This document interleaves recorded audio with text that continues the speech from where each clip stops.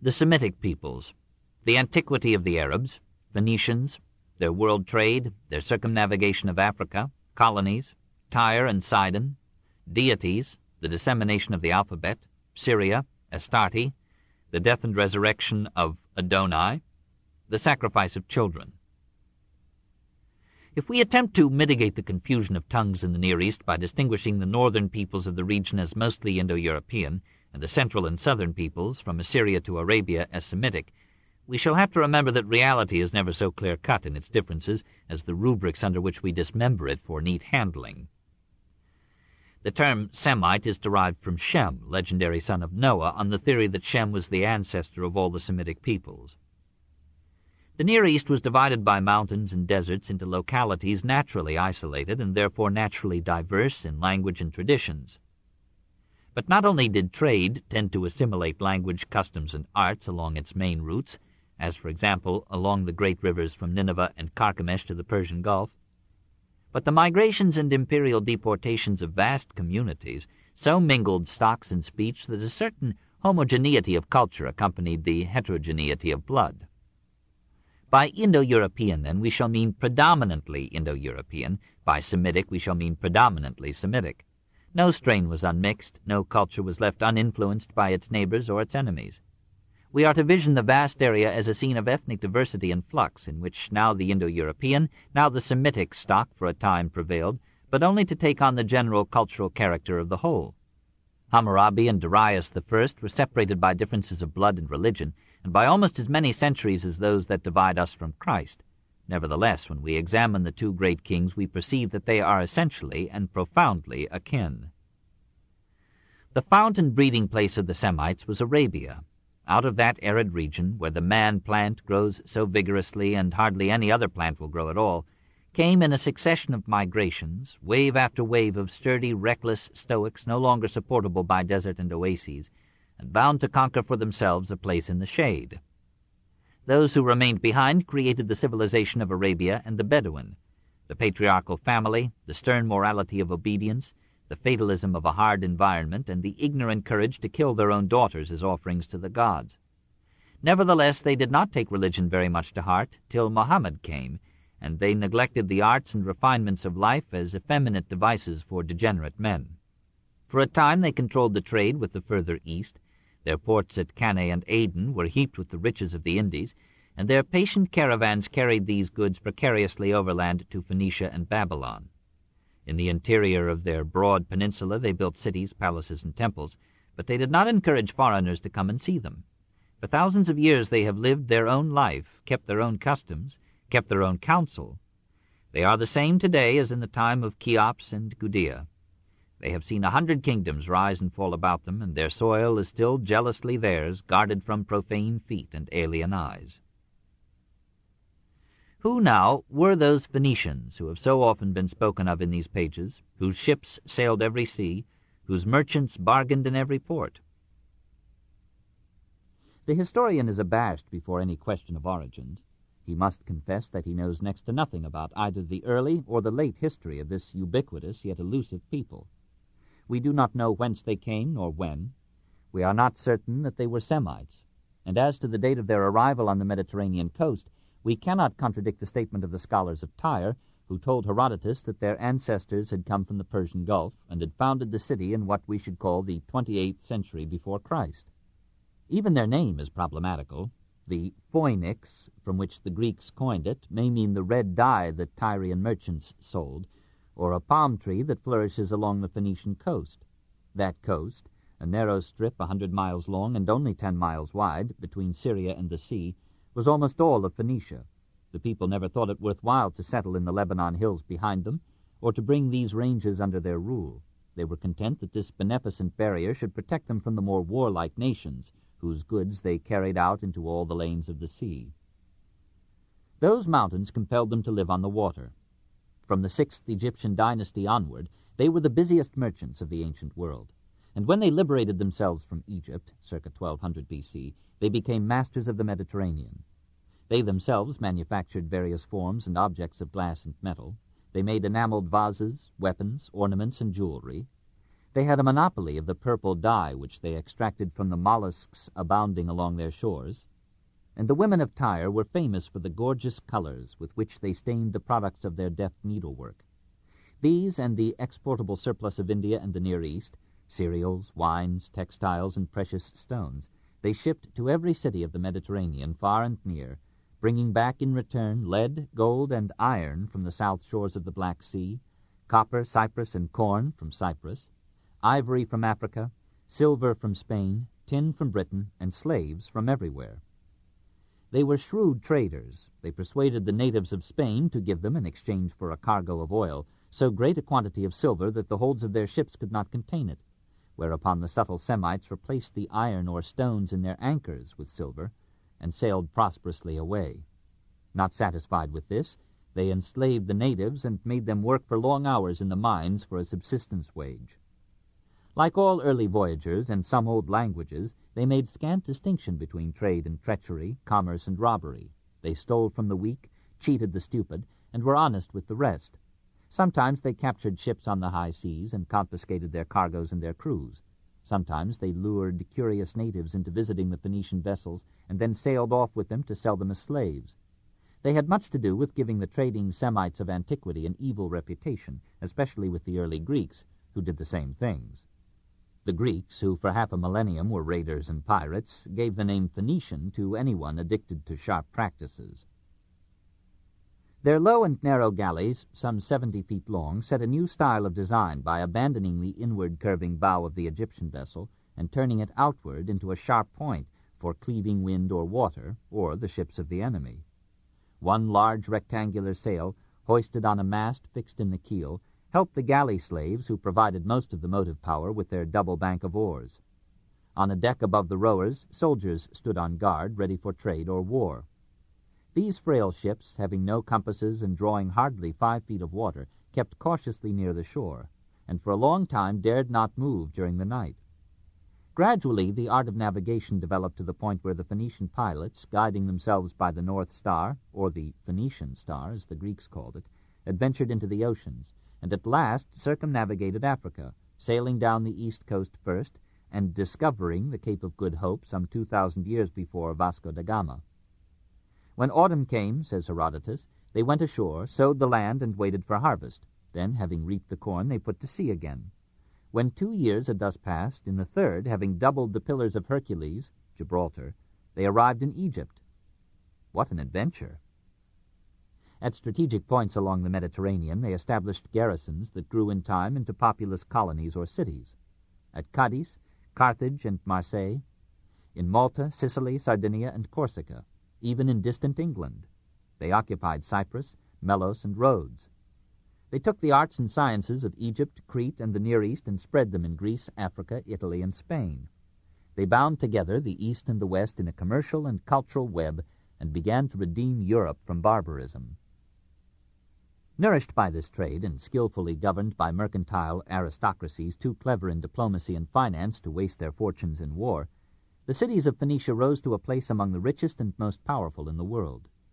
Byblos thought itself the oldest of all cities.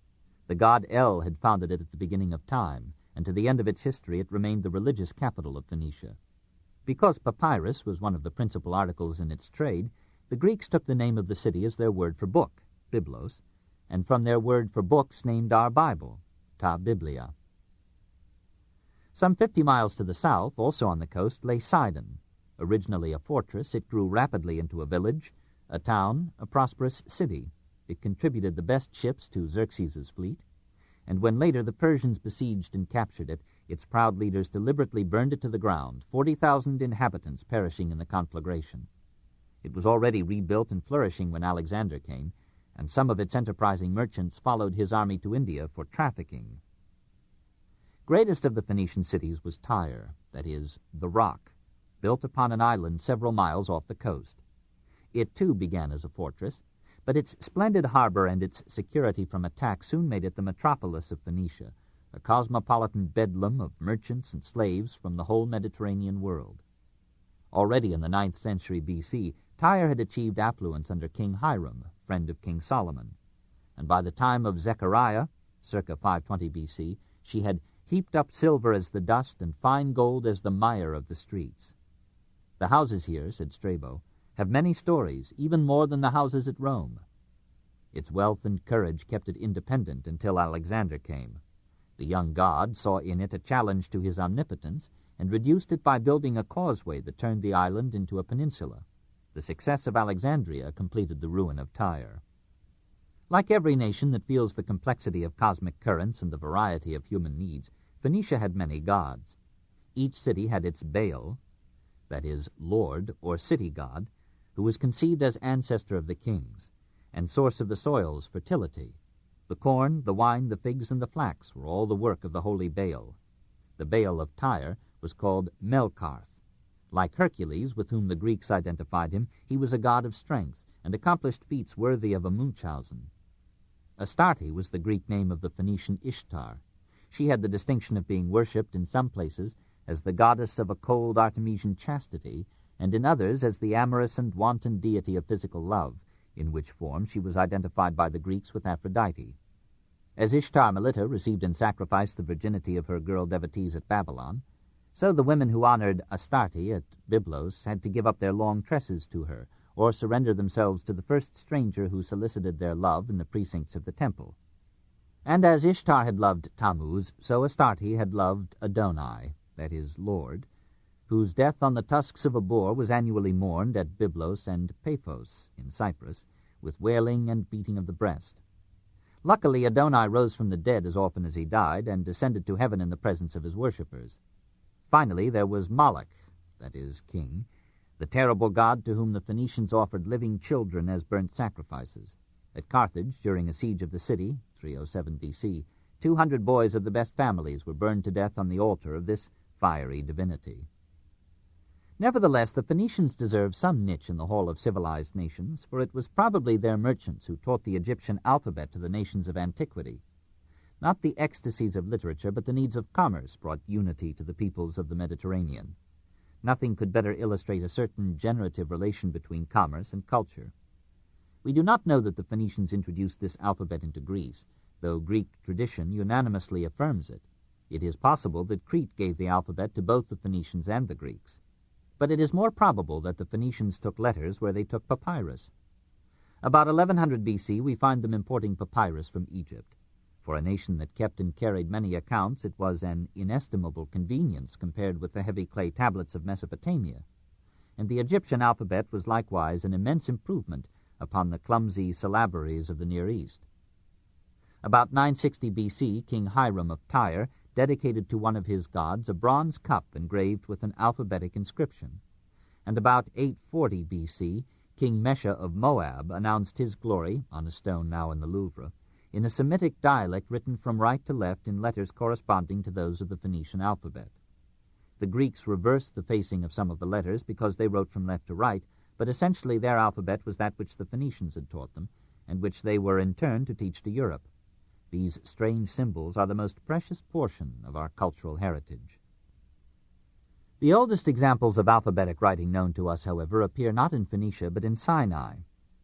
At Serabat el-Kadim, a little hamlet covering a site where anciently the Egyptians mined turquoise, Sir William Flinders Petrie found inscriptions in a strange language dating back to an uncertain age, perhaps as early as 2500 B.C. Though these inscriptions have never been deciphered, it is apparent that they were written not in hieroglyphics nor in syllabic cuneiform, but with an alphabet. At Zapuna, in southern Syria, French archaeologists discovered an entire library of clay tablets, some in hieroglyphic, some in a Semitic alphabetic script. As Zapuna seems to have been permanently destroyed about 1200 B.C., these tablets go back presumably to the 13th century B.C., and suggest to us again how old civilization was in those centuries to which our ignorance ascribes its origins. Syria lay behind Phoenicia, in the very lap of the Lebanon hills, gathering its tribes together loosely under the rule of that capital which still boasts that it is the oldest city of all, and still harbors Syrians hungry for liberty. For a time the kings of Damascus dominated a dozen petty nations about them, and successfully resisted the efforts of Assyria to make Syria one of her vassal states. The inhabitants of the city were Semitic merchants, who managed to garner wealth out of the caravan trade that passed through Syria's mountains and plains. Artisans and slaves worked for them, none too happily. We hear of masons organizing great unions, and inscriptions tell of a strike of bakers in Magnesia. Across the centuries, we sense the strife and busyness of an ancient Syrian town. These artisans were skillful in shaping graceful pottery, in carving ivory and wood, in polishing gems, and in weaving stuffs of gay colors for the adornment of their women. Fashions, manners, and morals in Damascus were very much as at Babylon, which was the Paris and Arbiter Elegantiarum of the ancient East. Religious prostitution flourished, for in Syria, as throughout Western Asia, the fertility of the soil was symbolized in a great mother or goddess, whose sexual commerce with her lover gave the hint to all the reproductive processes and energies of nature. And the sacrifice of virginity at the temples was not only an offering to Astarte, but a participation with her in that annual self-abandonment which, it was hoped, would offer an irresistible suggestion to the earth and ensure the increase of plants, animals, and men. About the time of the vernal equinox, the festival of the Syrian Astarte, like that of Cybele in Phrygia, was celebrated at Hierapolis with a fervor bordering upon madness. The noise of flutes and drums mingled with the wailing of the women for Astarte's dead lord, Adonai. Eunuch priests danced wildly and slashed themselves with knives. At last many men, who had come merely as spectators, were overcome with the excitement, threw off their clothing, and emasculated themselves in pledge of lifelong service to the goddess. Then in the dark of the night the priests brought a mystic illumination to the scene, opened the tomb of the young god, and announced triumphantly that Adonai the Lord had risen from the dead. Touching the lips of the worshippers with balm, the priests whispered to them the promise that they too would someday rise from the grave. The other gods of Syria were not less bloodthirsty than Astarte. It is true that the priests recognized a general divinity, embracing all the gods, and called El or Elu, like the Elohim of the Jews. But this calm abstraction was hardly noticed by the people, who gave their worship to the Baal.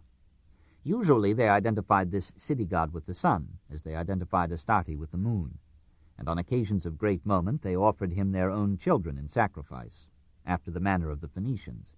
The parents came to the ceremony dressed as for a festival, and the cries of their children burning in the lap of the god were drowned by the blaring of trumpets and the piping of flutes. Normally, however, a milder sacrifice sufficed. The priests slashed themselves until the altar was covered with their blood, or the child's foreskin was offered as a commutation for his life, or the priests condescended to accept a sum of money to be presented to the god in place of the prepuce. In some way the god had to be appeased and satisfied, for his worshippers had made him in the image and dream of themselves, and he had no great regard for human life or womanly tears. Similar customs, varying only in name and detail, were practiced by the Semitic tribes south of Syria, who filled the land with their confusion of tongues. It was forbidden the Jews to make their children pass through the fire, but occasionally they did it nonetheless.